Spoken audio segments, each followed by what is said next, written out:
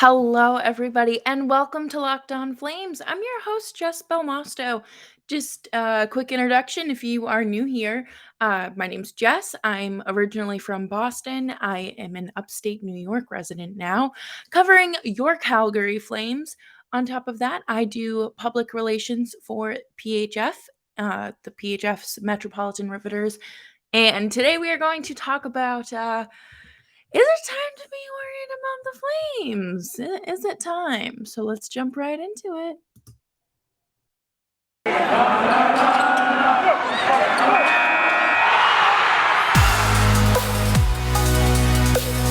You're Locked On Flames, your daily podcast on the Calgary Flames.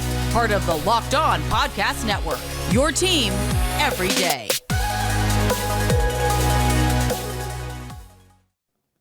Well, hello, everybody, and happy Friday. I hope you're looking forward to a fantastic weekend if it is a weekend for you. I know for me, working retail, I don't know what a weekend is, but I'm very happy to be joining y'all again today.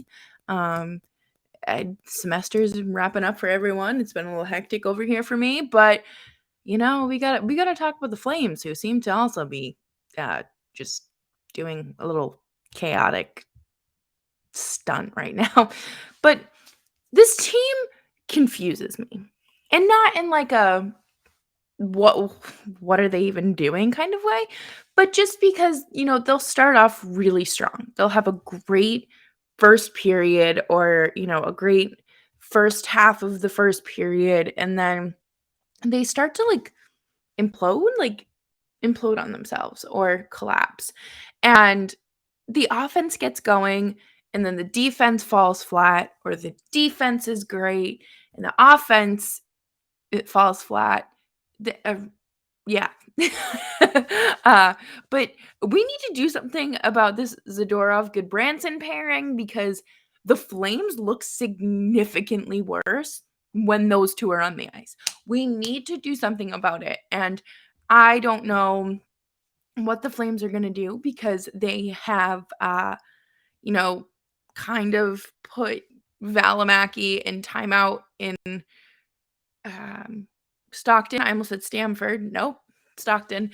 And yesterday, it looked like he was recalled to Calgary, and then he was scratched, and then the transaction was announced again that he was sent down to Stockton, and it just did not make any sort of sense, because they say they want him to get playing time, but then they recall him, and then they scratch him, and then they sent him down. So honestly, it could have just been a paper transaction, because the cap is just a weird thing, and I'm not a money oriented person when it comes to uh, the cap and how all those paper transactions work. But last night they played the Hurricanes, and they're one of the better teams in the league, and the fact that they were able to take them to overtime is impressive. Excuse me, but it probably would have gone to a shootout had Sebastian Aho not had that chance to score that overtime goal with seconds left. So I think it's important for this team to continue to play those full 60 minutes, and so you don't have to avoid, or so you can avoid situations like that where you're only walking away with 1 point. And then something I noticed about the game against San Jose was, they get started, their engines are revving, they're going, they're like me when I have my coffee in the morning. And then they got comfortable, and then they fell off. It was just really weird. I don't understand what happened and why it wasn't a complete game, why it wasn't a complete 60 minutes. It's never the goaltending anymore. I know last year, or my first season covering the Flames, it was like, okay, David Riddick's in net tonight. He does let some easy ones bounce by him, but Gio and Anderson, they'll bail him out. And now it's not like that. It's the defense. It's the goaltenders standing on their heads. Excuse me, I have not finished my morning coffee yet. But one thing I did also want to talk about was Lucic boarding. This is like the second or third time this season he has had a very questionable hit on someone, and he's been in the league long enough where he knows better. He 200% knows better. And especially when, the Department of Player Safety is kind of um, really been under the microscope again in the last few weeks in regards to biting or kneeing people in the head. You just, we live in a world where we know what TBIs do to people, okay? I'm not gonna sit here and sugarcoat it and say, "Oh, like, things happen, emotions get the best of people." While at the same time, I'm holding Matthew Tkachuk to a higher standard. Matthew Tkachuk is, like, 10 years younger than Lucic too, so, like, you know, uh, just be better. It's really not that difficult. I don't understand why you would board someone. It's unacceptable.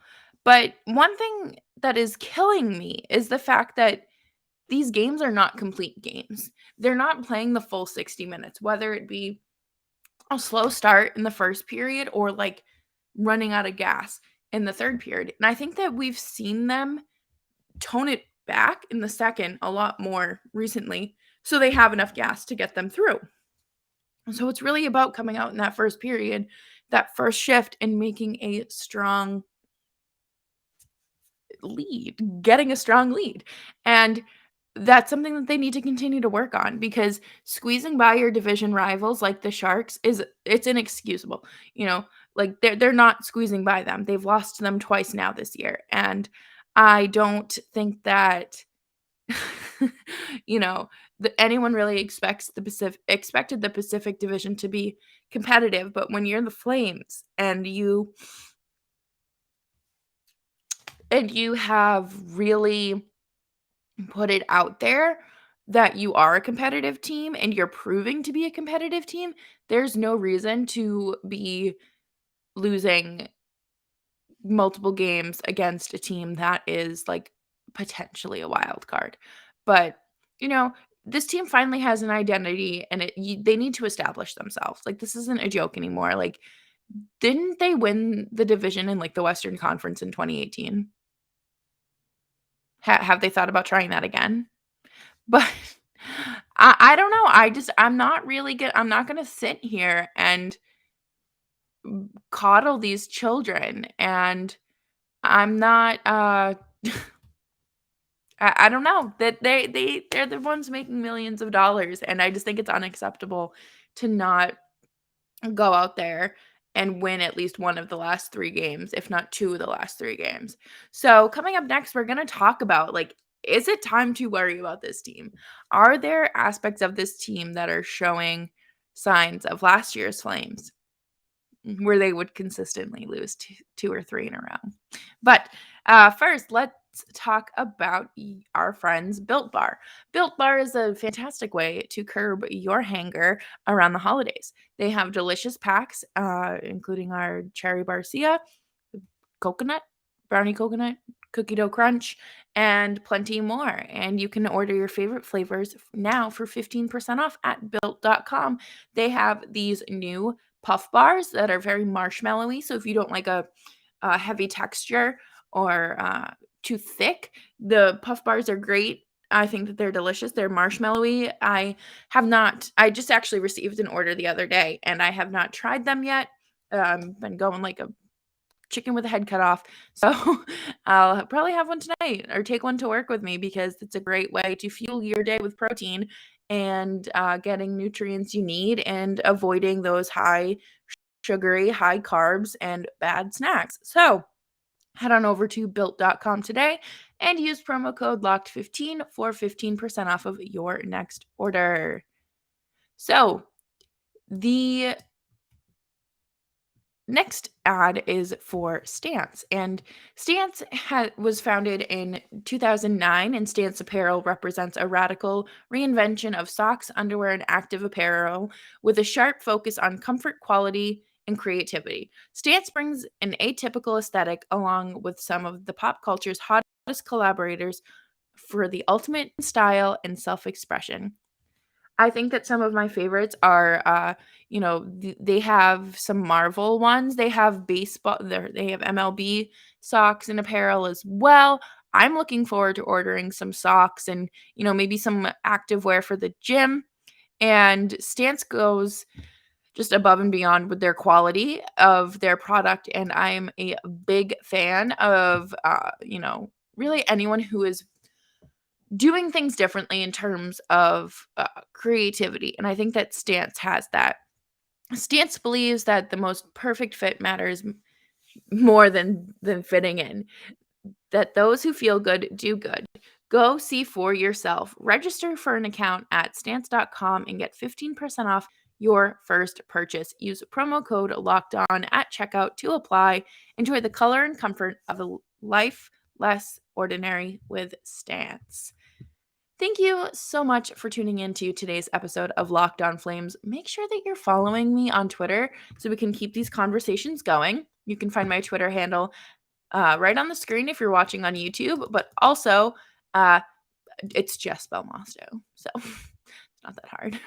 But the Flames have lost 3 straight. Sure, they're taking things to extra hockey. Sure, they're taking things to free hockey, nearly to shootouts, nearly to a skills competition, which, I mean, I think the Flames are just like a very highly skilled team. But, when Sean Monahan, Mr. Franchise leader in overtime goals, is not out there scoring overtime goals and, are not able to get this team to a shootout, it's a little hard. It's a little hard to win those games. Also, did you know that Sean Monahan leads the franchise with 11 overtime goals? But is it time to worry?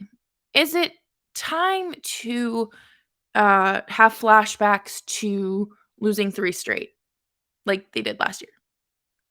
They've only lost 3 straight one other time this season, and it was against the Sharks, the Canadiens, and the Leafs. So, I mean, I can see losing to the Leafs. They're a decent team. The Canadiens, I really shouldn't ever be losing to them. And the Sharks, we all know how that game went. So this weekend they're playing the Bruins, who just beat the Oilers. And the Bruins are coming back from the flu. They're not exactly managing Taylor Hall well or their special teams well. So there's no excuse for this team to extend this losing streak to 4. And I don't necessarily think it's time to worry. I think it's time to kind of, realize that it's impossible to win every single game, but it's also unacceptable to go on losing streaks. And right now is a perfect time for them to get back on track. Their next 3 games are against Boston, Chicago, and Nashville. And those teams aren't necessarily like the strongest teams in the league. And I hate saying that because as, a Boston Bruins fan, it sucks. Like you should fear Boston when they come to you. No. Right now, like I mentioned, they are battling the flu and players are coming back from the flu. And Matt Grzelcyk scored their game winner against Edmonton last night. And it was Grzelcyk's first goal of the season, and he's a defenseman. And, they have issues going on right now with Jake DeBrusk. By issues, I mean he requested a trade and he's not doing media availability.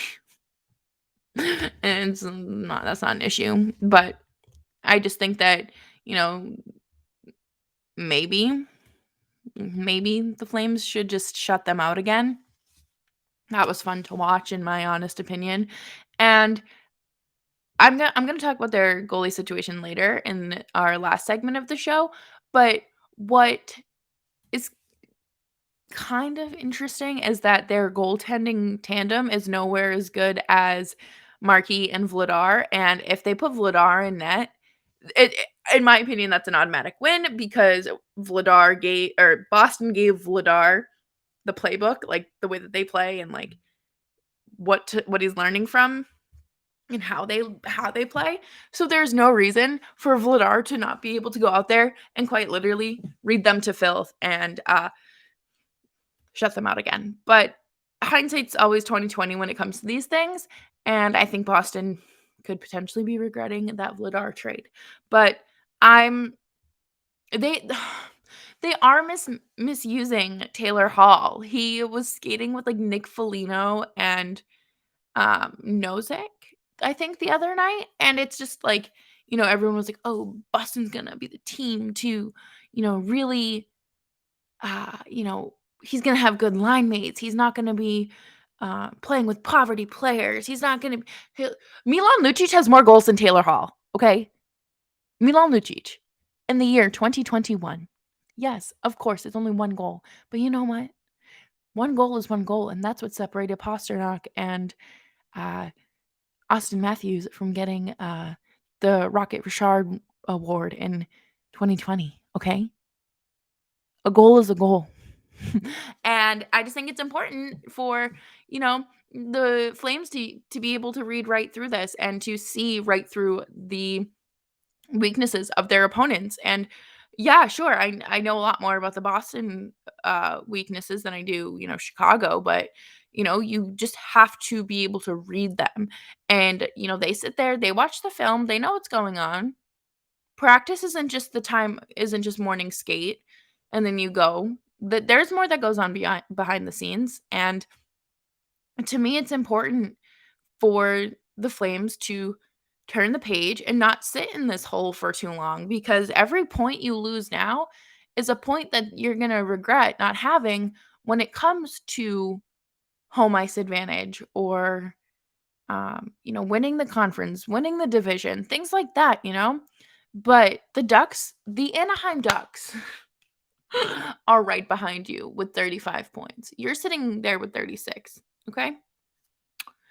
You really can't fall into a deeper hole when you have like teams that are coming into town and you're playing better against than you don't play well against teams in your division. So you want to rack up those points, because you don't know who's going to be coming up the rear and looking to take that top spot from you. And of course you're going to have I just keep looking at the Battle of Alberta as a significant game to see who asserts their dominance in the division. And yes, this is the second full month of hockey, and yes, there's still plenty of time left in the season, but you're playing against teams that aren't in your division and that aren't necessarily strong. So you need every single one of these points. And I do look forward to the Flames winning and beating these teams. And I hope that I really do hope that they're able to start winning in their division, because it's kind of embarrassing that you can go out there and, you know, just light up a team on the East Coast, but you can't do it within your own division when your own division has been predicted to be not great. So, speaking of not great, we're going to wrap up the show today with your losers and winners of the week. But first, we're going to talk about BetOnline AG. BetOnline AG is your online sports book. It is your number one place to go for all of your sports betting needs. They have everything from A to Z, and from your lines, your props, your updates, everything you need to just place your bets. And I think what's great is they actually have casino games too, and if they turn Uno into a casino game, I can get behind that, and I will be spending all of my time at BetOnline AG. So, why don't you get started today with your 50% welcome bonus when you sign up for your free account and make that first deposit, and that's promo code Locked On, and head on over to BetOnline's refreshingly new designed website, and they'll help you out and figure out where you should place your money. So that's promo code Locked On with your first deposit for your 50% welcome bonus. Bum bum bum bum. loser of the week. I love doing these. I love doing this segment because it really it allows me to like look at the league as a whole and not just look at the Flames. But I think everybody is kind of in the same boat here. Excuse me. The Canucks are my loser of the week. So they fired Benning and make some adjustments with their coaching. And then a few days later, they bring in Jim Rutherford to also fix things. But his tenure in Pittsburgh was just, he had some questionable moments. And I think, especially towards the end there, people were kind of like, what is going on? And a lot of people are saying, oh, well, Rutherford's won 3 cups. And it's like, yeah, Benning also won a cup. So just just because someone's won a cup doesn't mean it's like they're doing. Of course, the front office is important, but at the end of the day, it's about the team on the ice. But it's what the way I'm comparing it is it's like swapping out your bad spoiled yogurt and like throwing it out because you can't put that in your smoothie. But then you decide to put your curdled milk in your smoothie because, oh, well, you need something to go in there. And yeah, Rutherford's position isn't he's hired as I think like president, but then his interim position is GM. So you don't need to put something there just because it needs to be there. Okay? I promise. Sometimes less is more. It really is. Um, I just I'm starting to feel bad for Canucks fans because they just they I don't know, they beat the Bruins this week. So maybe their week's okay. I know that a lot of fans are still like, kill Marchand because of 2011 and yeah, like I mean, whatever. But it's also been a decade, so I think it's time to move on. Like, I'm sorry that was like the last good year of hockey that you had, but it's okay. I promise. It's okay to move on. Um Speaking of moving on, my winners I have winners of the week because the winner that like it was hard to just pick one of these guys. And I think that we just need to celebrate goalies more because goalies are great. And I am specifically talking about 3 like legendary goaltenders in the NHL, and that's Carey Price, Tuukka Rask, and Marc-Andre Fleury.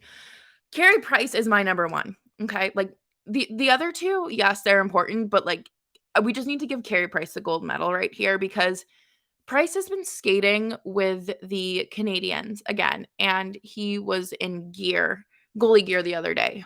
And it's so great to see. And for those of you who maybe don't know or forgot, Carey Price entered the treatment program within the NHL before the season started and has been out, working on himself and making sure his mental health is a priority. And I admire that a lot. And I know that Jonathan Bruin, who also plays for the Canadiens, also has battled with, mental health issues. And at least I'm sure he's not the only one. He's just one that came public with it.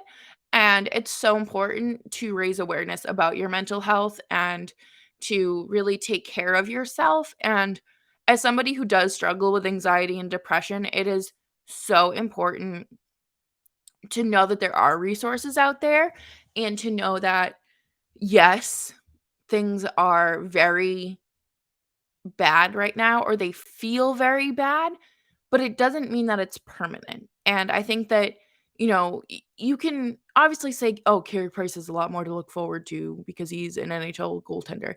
Of course you can say that. But you're doing things in your life that are important as well.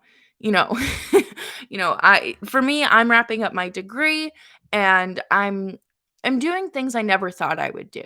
And it's important to look at things with a wider lens. And I hope that if you're struggling, you do what you need to do to take care of yourself. And I think that seeing Carey Price come back from what would seem to be a really hard spot is just it's inspirational to me because, you know, I if you follow me on Twitter, you know that, like, this time of year is really hard for me because of my dad, and, um, I'm kind of using this as my own kind of, like, push to the finish line, and it's great to see. I hope that Price is back, maybe within a month. I don't know what their plan is, but obviously things seem to be trending in the right direction. And speaking of trending in the right direction, that's kind of been my segue this entire show. uh, Tuukka Rask has been skating at Warrior Ice Arena with the Bruins as an emergency backup goalie, and he is coming off of, I believe, torn labrum surgery. I don't know where your labrum is. I don't, is that your hip? Is it, I know you have, like, a labrum in your arm, I think. Again, this is why I'm a public relations person and not a nursing major. But, he's obviously trending in the right direction, and he's still technically a UFA, but it's been pretty clear that he's gonna re-sign with Boston, and I think that the flexibility with cap space, when it comes to, like, the COVID protocols and things like that, that the league is gonna be implementing, kind of just makes it like Tuukka Rask's music. But it's great to see him come back, even if it's for just, like, another season. I think that it'll give Jeremy Swayman some time to develop down in Providence, and just I miss watching Tuukka Rask. I really do. And then some guy named Marc-Andre Fleury had his 500th win in Montreal, and he said that, um, winning in Montreal is really hard to do for him, so he's very happy to have accomplished it there, and he was like, "I don't know why they like me there, like, I really don't." So, it's great to see, everybody kind of reaching these milestones, these markers along the way of their life and their career, and this is just your reminder to keep pushing, and, you know, these last few years haven't been easy, but it's okay. It's gonna be okay. My DMs are open if you ever need someone to talk to. So thank you all so much for tuning in to another episode of Locked On Flames. This is Jess Belmosto signing off, and I'll catch you on Monday.